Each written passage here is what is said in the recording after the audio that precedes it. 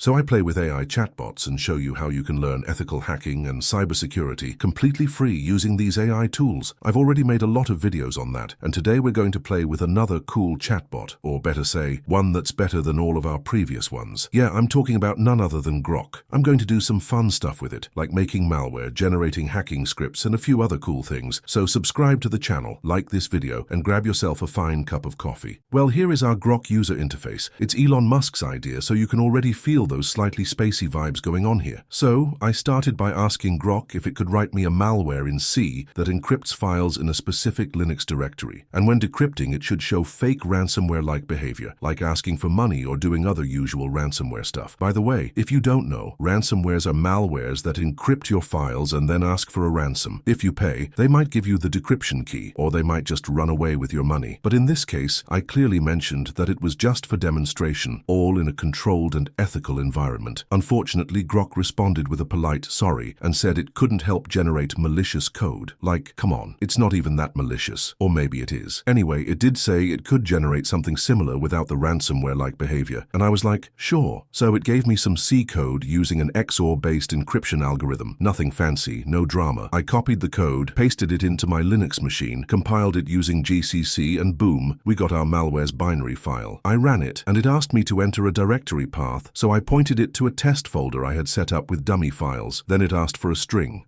and after that whether to encrypt or decrypt. E for encrypt, D for decrypt. Since we're encrypting, I hit E, and there we go. All files are encrypted. Cool, but not super exciting, right? I mean, we could do that with a simple Python script too.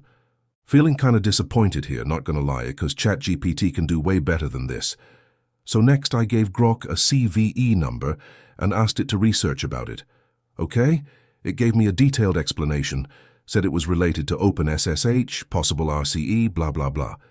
But when I asked how to actually exploit this vulnerability, you got to see its response.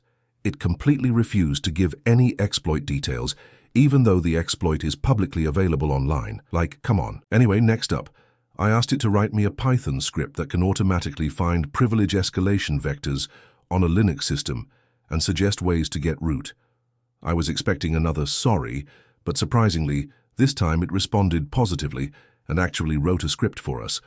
So I quickly copied the script, dumped it into my Linux machine and ran it.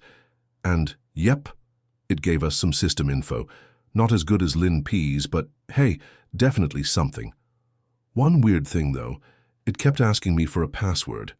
Like, bro, we don't have the password, what do you expect us to do? Okay, so I was kinda annoyed at this point, because Grok was just acting way too messed up. With a heavy heart, I asked it to write me a C2 server, but again, it denied. Like, bro, it's not like I'm actually asking for a real working C2. It did give me some code, but honestly, who the heck is gonna run that? Definitely not me. My final words? Don't use Grok, it's creepy as hell. Use DeepSeek or ChatGPT instead. They actually assist you way better with your cybersecurity and ethical hacking projects. Subscribe to the channel if you're new and like the video. I post this kind of stuff all the time. Stay safe, stay ethical, and stay blessed.